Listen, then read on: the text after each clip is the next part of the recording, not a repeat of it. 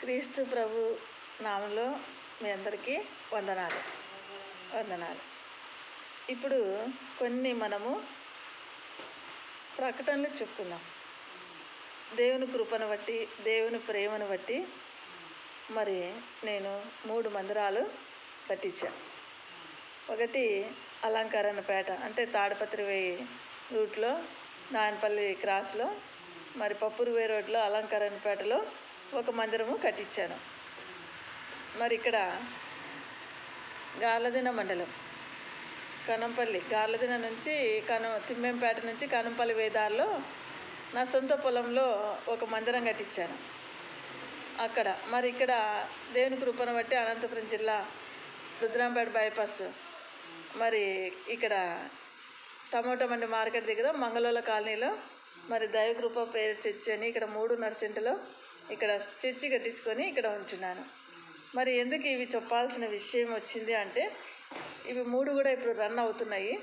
ఎందుకంటే దేవుని వాక్యం సెలవిస్తుంది, తర్వాత చెప్తాను. ఇప్పుడు ప్రజెంటు అలంకరణపేటకి ప్రతి ఆదివారము మరి తమ్ముడైన సహోదరుడైన వేణు బ్రదర్ని అక్కడ నేను నా పేరు మీదే ఆయన సేవ చేస్తాడు. ఆత్మల కోసము చాలా భారం కలిగి పని చేస్తాడని మరి నిన్నటి దినమే మరి తమ్ముడైన వేణు బ్రదర్కి నేను అక్కడ బాధ్యతలు అప్పగించాను.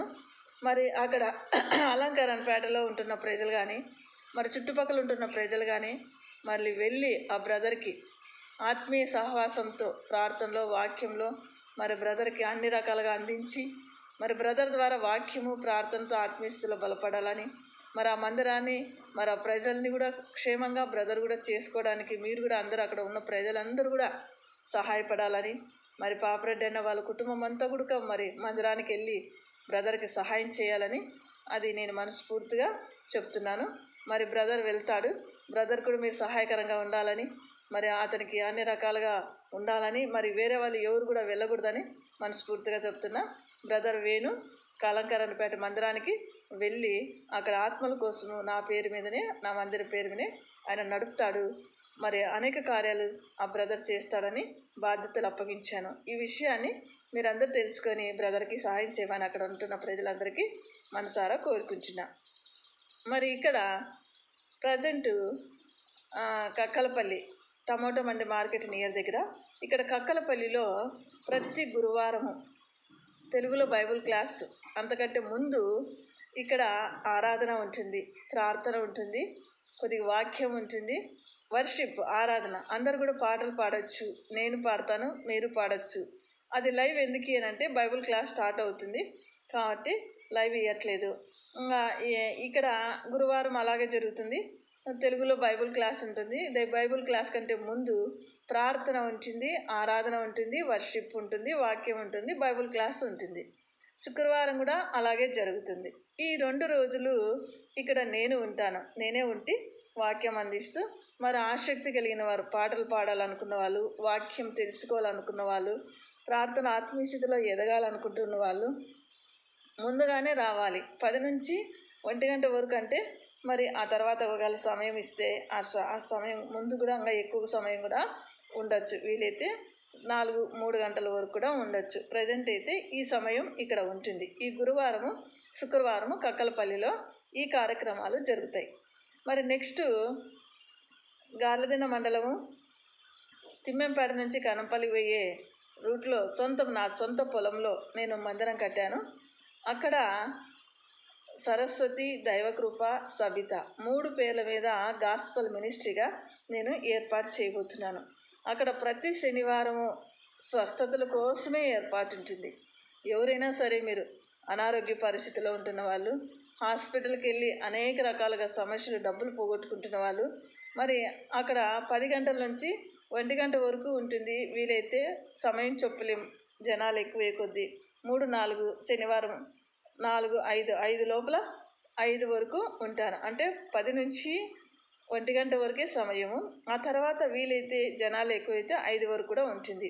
ప్రతి శనివారము అక్కడ కనంపల్లి దగ్గర మినిస్ట్రీ, దేవుని కృపను బట్టి నాకు అక్కడ మినిస్ట్రీ చేయమని చెప్పాడు.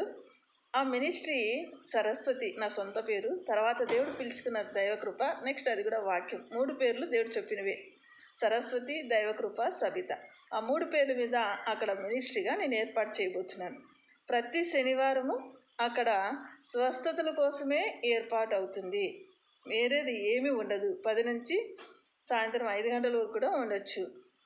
అది 1 గంట వరకే ప్రజెంటు. మరి 1 గంట తర్వాత వచ్చిన వాళ్ళు సమస్యలు వేరే ఉంటాయి, ఎందుకంటే 10 గంటలకు కంపల్సరీగా ఉండాలి. 10 నుంచి 1 గంట వరకు. తర్వాత నేను ఆ టైం అయిపోయినాక అక్కడ ఉండొచ్చు, లేకపోవచ్చు, వేరే పని మీద వెళ్ళొచ్చు. మరి ప్రతి ఆదివారము అక్కడ 10 నుంచి 1 గంట వరకు ఆరాధన ఉంటుందండి. అది కంపల్సరీగా ఉంటుంది. శనివారం స్వస్థతల కోసం అక్కడ ఉంటుంది, ఆదివారం 10 నుంచి 1 గంట వరకు ఆరాధన ఉంటుంది. ఈ విషయాల్ని గమనించాలి. ఇవి ముఖ్యమైన ప్రకటనలు. మరి గురువారము, శుక్రవారము ఇక్కడ కక్కలపల్లిలో కంపల్సరీగా ఉంటాను కదా. ఈ విషయాలు మీరు గమనించాలి. ఇంకా అక్కడ బ్రదర్ వెళ్తాడు, నాకు ఆ బాధ్యత లేదు, కొద్దిగా ఫ్రీ ఇచ్చినాడు.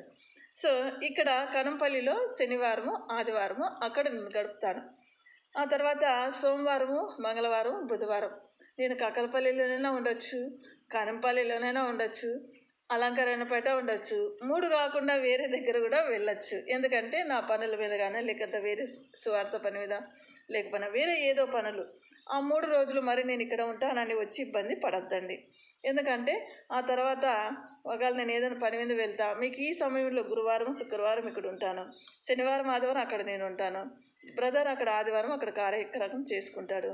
ఈ విషయాలు నేను మరి మిగతా సమయంలో ఏదైనా నా పనుల మీద కానీ వేరేదైనా ఎక్కడైనా వెళ్ళొచ్చు, వచ్చి ఇబ్బంది పడద్దండి. ఇవి ముఖ్యమైన ప్రకటనలు కదా.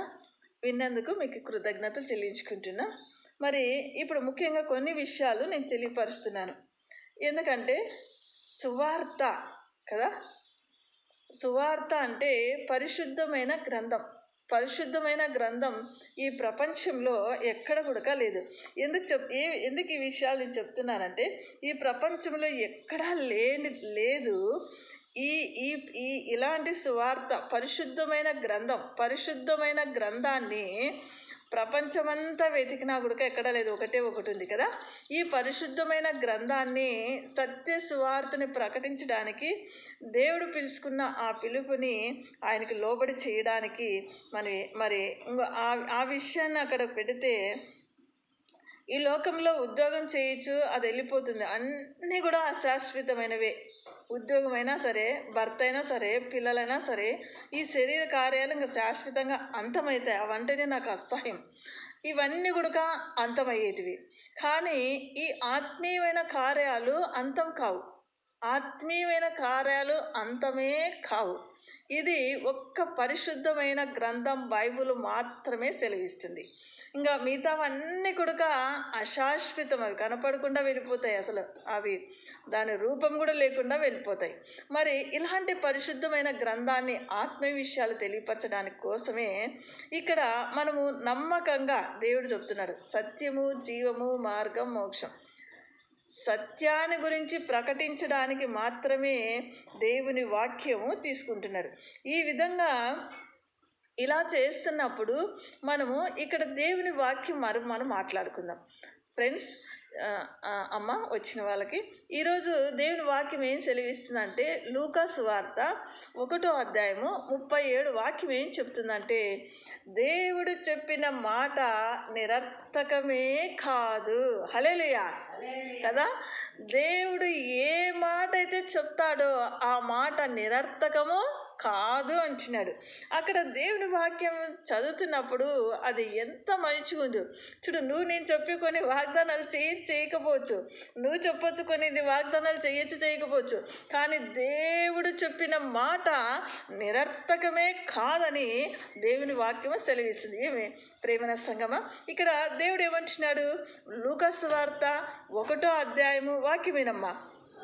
లూకా సువార్త 1వ అధ్యాయము 37లో దేవుని వాక్యం వేసేసింది, దేవుడు చెప్పిన మాట నిరర్థకమే కాదు. అబ్బా హల్లెలూయా. అంటే ఈ సత్యమైన సువార్త, ఈ సువార్తకి మరణం లేదు, ఈ సువార్తకి ఈ సువార్తకి అంతమే లేదు. హల్లెలూయా. ఈ సత్యమైన సువార్తకి అంతము లేదు. దేవుడు చెప్పిన, అందుకే నువ్వు సత్యమైన సువార్తని నువ్వు ప్రకటిస్తున్నావు అంటే నువ్వు ఎప్పటికీ కూడా ఏమీ నష్టపోవు. అది అంతం కాదు, నిరర్థకం కాదు. ఈరోజు దేవుడు నన్ను పిలుచుకున్న పిలుపులో అంటే నేను వేరే వాళ్ళ విషయం కాదు, వాళ్ళు ఎవరైనా సరే, నువ్వైనా నేనైనా సత్య సువార్తని ప్రకటిస్తున్నప్పుడు ఆయన మాటకి లోబడి, ఆయన చిత్తానికి లోబడి, ఆయనకి ఇష్టంగా జీవిస్తూ, వాక్యానుసారంగా జీవిస్తూ నువ్వైనా నేను సువార్త ప్రకటిస్తే అది ఎప్పటికీ నిరర్థకము కాదు. దేవుని కృపను బట్టి నేను ఎన్నో శ్రమలు అనిపించినప్పటికీ దేవుడు మరి తీసుకొచ్చి తన స్థానంలో నిలబెట్టాడు. ఎందుకు ఈ విషయాన్ని నేను చెప్పగలుగుతున్నానంటే అనేక సత్యమైన సువార్తను మనం ప్రకటిస్తున్నప్పుడు అనేకమైన శ్రమలు వస్తాయి, కానీ దేవుడి మాట నిరర్థకం కాదు. ఆయన నిలబెట్టే తీరుతాడు. హల్లెలూయా. నిలబెట్టే తీరుతాడు. ఈ సత్యమైన సువార్తని నువ్వు నేను ప్రకటిస్తున్నప్పుడు నిరర్థకం కాదు. ఇది నష్టపోదు, ఇది చనిపోదు, దీనికి మరణం లేదు, దీనికి అంతమే లేదు. సత్యమైన సువార్త అది స్థిరంగా ఉంటుంది. ప్రభు వచ్చి పరలోకానికి ఎత్తబడే విధంగా ఉంటుంది. అలాంటి సువార్త నువ్వు నేను చేస్తున్నప్పుడు కొన్ని శ్రమలు వస్తాయి, ఇబ్బందులు వస్తాయి, అన్నీ వచ్చినప్పుడు కూడా వాటిని అధిగమించి నిలబడాలని యేసయ్య చెప్తున్నాడు. అందుకే దేవుని మాట అక్కడ నిరర్థకం కాదంటే ఈ సువార్త, సత్యమైన సువార్తని నువ్వు నేను ప్రకటిస్తున్నావంటే అది నిరర్థకం కాదు. వరుసలు వచ్చినాయా, వానలు వచ్చినాయా, తుఫానులు వచ్చినాయా, ఇబ్బందులు వచ్చినాయా, అన్ని డిస్టర్బెన్స్లు వచ్చినాయా, అన్నీ కూడా కనపడకుండా వెళ్ళిపోయి ఈ సత్యమైన సువార్త ఎక్కడైతే ఉంటుందో అక్కడ నిలబడిపోతుంది. అదే ఇక్కడ పరలోకం అంతలోకం స్థిరంగా ఉంటుంది. అందుకే దేవుని వాక్యం సెలవిస్తున్న ప్రియమైన సంఘమా, నువ్వు నేను సువార్తకు వచ్చినప్పుడు సువార్తను మనం ఎలా ప్రకటిస్తున్నాం, ఈ సత్యమైన సువార్తని ఏ విధంగా మనం ప్రకటిస్తున్నాం, దేవుడు ఏం చెప్తున్నాడు, ఏం చేయాలనే విషయాలు మనం గమనించినప్పుడు, నువ్వు నేను సత్యమైన సువార్తకి ప్రయాసపడినప్పుడు, కష్టపడుతున్నప్పుడు దేవుని మాటకి లోబడి జీవించాలి. ఇది మొట్టమొదటికి నువ్వు సువార్తకి పరిశుద్ధమైన గ్రంథం పట్టుకొని ఉన్నావా? ఈ పరిశుద్ధమైన గ్రంథం నువ్వు పట్టుకొని ఉంటే సత్యమైన సువార్తని ప్రకటించాలి నువ్వు నేను. అలాంటి సువార్త ప్రకటిస్తున్నప్పుడు మొట్టమొదటిగా దేవునికి లోబడాలి, దేవుని చిత్తాన్ని నెరవేర్చాలి, దేవుని వాక్యానుసారంగా జీవించాలి, దేవునికి ఇష్టంగా జీవించాలి, దేవుని కుమారులుగా జీవించాలి. సత్యమైన సువార్తని ప్రకటించు. నువ్వు విశ్వాసవా, సేవకుడువా, ప్రవక్తవా, నువ్వు ఎవరైనా సరే, కానీ అందరూ మనల్ని మనం పరీక్షించుకొని ఆ శుద్ధమైన స్వార్థని ప్రకటిస్తూ లోబరుస్తూ చేపించినప్పుడు అది ఎప్పటికీ కూడా నిరర్థకం కాదు. తర్వాత అది చనిపోదు, దానికి మరణం లేదు, దానికి ఎలాంటి అంతము లేనిది ఈ సువార్త మాత్రమే ఉంది. ఈ 3 లోకాలలో ఈ సత్యమైన సువార్త మాత్రమే నిలుస్తుంది. ఈ పరిశుద్ధమైన గ్రంథం మాత్రమే నిలుస్తుంది. ఇంకేది నిలవదు. భర్త నిలవరు, భార్య నిలవరు, పిల్లలు, ఈ శరీరం కూడా నిలవదు. దీనికోసం ఎందుకు ప్రాకులాడుతున్నారు? నువ్వు నేను ఎందుకు ఈ విషయాలు చెప్తున్నా అంటే ఆత్మీయత విషయాల్లో నువ్వు నిలబడతావు, దేవుని మాట చొప్పున జీవిస్తావు, దేవుని మాట చొప్పున నిలబడతావు, దేవునికి ఇష్టంగా బ్రతుకుతావు. ఈ సత్యమైన స్వార్థని 4 వైపులా అటు ఇటు కొట్టినా కూడా నువ్వు నిలబడగలుగుతావు. అందుకే లూకా సువార్తలో 1వ అధ్యాయం 3వ వచనం చెప్తుంది, దేవుడు చెప్పిన ఏ మాట నిరర్థకము కాదు అంటుంది. హల్లెలూయా. దేవుడు ఇప్పుడు ఇక్కడ అంతమవుతుందంటే 1 సెకండ్లో అయిపోతుంది. 1 సెకండ్లో ఇది జీవం వస్తుందంటే సెకండ్లో జీవం వస్తుంది. దేవుడు మాట ఎలాంటిది? ఆకాశాలు, భూములు, సముద్రాలు అన్నిటి కూడా గడగడగడ వణుకుతున్నాయి.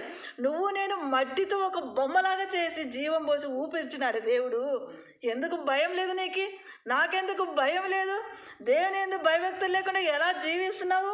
మనుషులు ఎలా 84 లక్షల పైన కొత్త జీవరాశుల పైన, అనేక జీవరాశుల పైన మనుషునికి దేవుడు ఎంతో ఆయన మన విలువిచ్చాడు.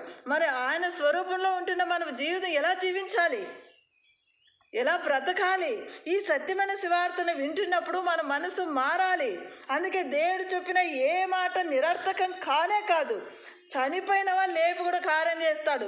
నువ్వు మొండెంతో చేపిస్తాడు ఆయన. లాస్ట్కి ఎమక తీసి ఎమకలతో కూడా కార్యం చేపిస్తాడు ఆయన.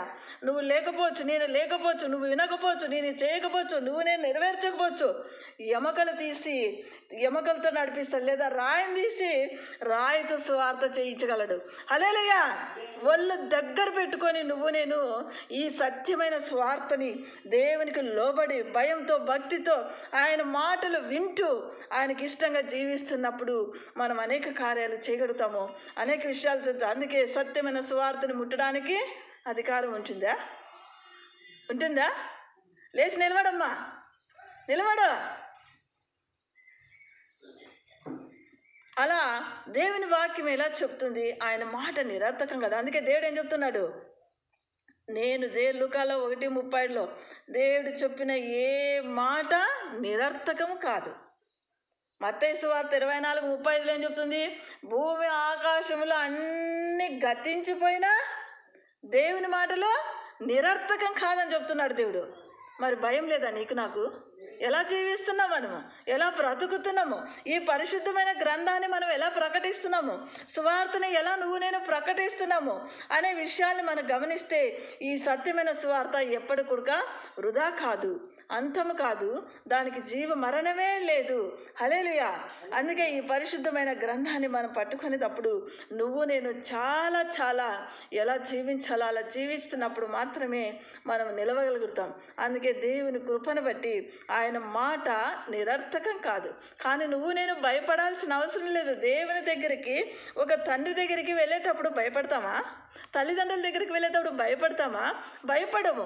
అప్పుడు ఎలా ఉండాలి? దేవుడు మనకి యేసు ప్రభు నీకు నాకు తండ్రి తల్లిలాగా ఉంటున్నాడు. మరి ఆయన దగ్గరికి భయపడుతున్నావు. ఎందుకు భయపడుతున్నావు? నేను రావడానికి, ఆయన మాట వినడానికి ఎందుకు భయపడుతున్నావు? అతిక్రమము, దేవుని సత్యస్వార్థని సరిగా చేయలేనప్పుడు, దేవుని మాటకు లోబడలేనప్పుడు, దేవుని చిత్తాన్ని నెరవేర్చలేనప్పుడు, దేవునికి ఇష్టంగా లేనప్పుడు ఆయన దగ్గరికి రాలేవు. ఆయన సన్నిధిలో వచ్చి కూర్చోంటే రాలేవు. ఎందుకు రాలేవు? నువ్వు ఇక్కడ లోకంలోనే ఆయన సన్నిధిలో వచ్చి కూర్చోలేవు, నిలబడలేవు, ఆత్మీయుల దగ్గరికి వచ్చి నువ్వు ఉండలేవు. మరి ఇంకా పరలోకం వెలుగు, ఆయన అగ్ని స్వరూపం కలిగిన దేవుడు, పరలోకానికి నువ్వు చేరుతావా? రాకడలో ఎత్తబడతావా? నువ్వైనా నేను ఒక్కసారి గమనించు. అలాంటి దేవుని దగ్గరికి వెళ్ళడానికి ప్రయత్నము చెయ్యాలి. పరలోకము వెలుగు, అగ్నితో సమానం. మరి ఇక్కడ ఆత్మీయుల దగ్గరే నేను కూర్చోలేను, ఆత్మీయుల దగ్గరికే నేను వెళ్ళలేను, పరిశుద్ధుల దగ్గరే నేను ఉండలేను అన్నప్పుడు పరలోకం నువ్వు ఎలా చెల్తావు? రాకడలో ఎలా ఎత్తబడతావు? తెలియదని ఒక్కసారి దేవుడు అంటే ఆ జీవితం నరకము, భయంకరమైన నరకమైన జీవితం అది. మరి ఎలా జీవిస్తావు? నువ్వైనా నేనైనా? ఆయన ఒక్క మాటే పదే పదే మాట్లాడు నిన్ను నన్ను.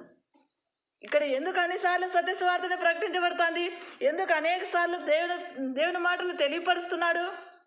ఎందుకు వినలేకపోతున్నావు? చెవులు లేదు దానికి. పెద్ద చెవులు ఉన్నాయి, పెద్ద కళ్ళు ఉన్నాయి, అన్నీ ఉన్నాయి, చూడలేకపోతున్నావు. నువ్వు ఆత్మీయతని చూడలేకపోతున్నావు, వాక్యాన్ని చూడలేకపోతున్నావు. నువ్వు నేను ఈ చెవులు వినలేకపోతున్నారు. ఎందుకు? అందుకే దేవుడు వాక్యం సెలవిస్తుంది, నా ప్రియమైన సంగమా, చనిపోవడం ఒక సెకండ్, రాకడలు ఎత్తబడుతున్నారో లేదో ప్రతిరోజు ఆ ప్రార్థన చెయ్యాలి. తర్వాత ఆయనకి ఇష్టంగా జీవించాలి, వాక్యానుసారంగా జీవించాలి, చిత్తానుసారంగా జీవించాలి, భయభక్తులు కలిగి జీవించాలి. ఈ లోకము శాశ్వతమైనది కాదు, పరలోకము శాశ్వతమైనది, సత్యసువార్త శాశ్వతమైనది. ఇవన్నీ అశాశ్వతమైన వాటి కోసం పరిగెత్తి శాశ్వతమైనది పోగొట్టుకోకూడదని ఒళ్ళు దగ్గర పెట్టుకొని నువ్వు నేను గడగడ బ్రతుకుతూ ఉన్నప్పుడు యేసు ప్రభు ఆయన ప్రేమ కనికరం కలిగిన దేవుడు కాబట్టి ఆయన రాకడలు ఎత్తబడడానికి సహాయం చేస్తాడు. లేదనుకో ఇష్టం వచ్చినట్లు జీవిస్తే ఇష్టం వచ్చినట్లా పడేస్తాడు ప్రభు. ఆయనకు కోపం వస్తే నువ్వు నేను తట్టుకోగలుగుతామా? ఆయన నో అంటే నువ్వు నేను తట్టుకోగలుగుతామా? ఇక్కడ మాత్రమే మనకి పశ్చాత్తాపడే అవకాశం ఇచ్చాడు. నీకు గోజాడే అవకాశం నీకు ఇచ్చినాడు. తర్వాత ఉండదు. ఆ పరిస్థితి ఎంత భయంకరంగా ఉంటుంది. అందుకే ఈ పరిశుద్ధమైన గ్రంథాన్ని ఎలా పడితే అలా యూజ్ చేయకూడదు. సత్యమైన సువార్త నువ్వు నేను ప్రకటించినప్పుడు అది ఖచ్చితంగా నిలబడుతుంది, అది ఎక్కడికి పోదు. అందుకే ఆయన మాట నిరర్థకము కాదు. అందుకే లూకా 1:37 ఎంత బాగా చెప్తుంది వాక్యము. దేవుడు చెప్పిన మాట నిరర్థకము కాదు. మత్తయి సువార్త 24:35 అంటుంది, భూమి ఆకాశంలో అన్ని గతించినా కూడా ఆయన మాటలు గతించవు. చూడండి, ఒకసారి గమనించిన ఆ ప్రేమైన సంగమా,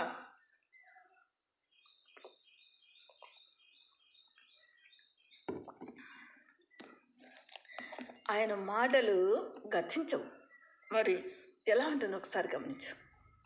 మనం ఎలా బ్రతుకుతున్నాం? సత్యసువార్తని ఆయన కుమార్తెలు మనం ఎలా జీవిస్తున్నాం? సాక్ష్యం కలిగి జీవిస్తున్నామా? నమ్మకంగా జీవిస్తున్నామా? మరి ఇష్టంగా జీవిస్తున్నామా? అవన్నీ మనం తెలుసుకున్నప్పుడు ఈ విషయాల్ని మనం ఖచ్చితంగా దేవుని అనుసరిస్తున్నప్పుడు, ఆ విధంగా అవుతున్నప్పుడు కూర్చో సత్యమైన సువార్తని మనము సత్యమైన సువార్తని మనము వింటున్నప్పుడు, అందుకే దేవుడు ఏ మాట చెప్పినా కూడా నిరర్థకం కాదు.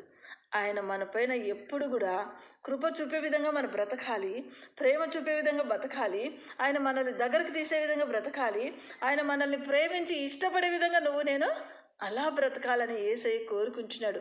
మనము దేశించే విధంగా, మనల్ని వదిలేసి వెళ్ళిపోయే విధంగా, మనల్ని అసహించుకునే విధంగా, నాకు సంబంధమే లేదనే విషయంగా తొలగించుకునే విధంగా యేసయ్యని నేను చెయ్యకూడదు. అలాంటి పరిశుద్ధమైన దేవుని నేను బాధ పెట్టకూడదు, హింసించకూడదు ఆయన్ని. కాబట్టి అలాంటి ప్రేమ కలిగిన దేవుని ఆయన మాటలు నిరర్థకం కావు. ఆయన చెప్పినది భూమి ఆకాశమే గతించిన కూడా ఆయన మాటలు గతించవు. మరి ఈ విషయాన్ని మనం దృష్టి పెట్టుకొని మరి వచ్చే ప్రతి గురువారము మర్చిపోద్దండి. నా ప్రియమైన సంగమా, దేవుడు వింటున్న మాటలు మీకు కృతజ్ఞత చెల్లిస్తున్నాను. మరి వచ్చే ప్రతి గురువారం 10 నుంచి 1 గంట వరకు తెలుగులో బైబుల్ క్లాస్ ఉంటుంది. సమయానికి వచ్చి మరి దేవుని మాటలు విని ఆత్మీయతలో బలపడాలనుకుంటున్నా. శుక్రవారం ఇంగ్లీష్లో బైబుల్ క్లాస్ ఇక్కడ ఉంటుంది. మరి శనివారం స్వస్థతలు కావాలి, అనేక రకాల పరిస్థితుల్లో హాస్పిటల్కి వెళ్తున్నామన్న వాళ్ళు శనివారం అక్కడ స్వస్థతలు ఉంటుంది, ఆదివారం అక్కడే ఆరాధన ఉంటుంది. ఈ విషయాలను గమనించి మరి వింటున్న ఈ మాటలు అందరూ కూడా మీకు దేవుని పేరు నా కృతజ్ఞత చెల్లించుకుంటున్నా. Thank you watching for this video to all and God bless you.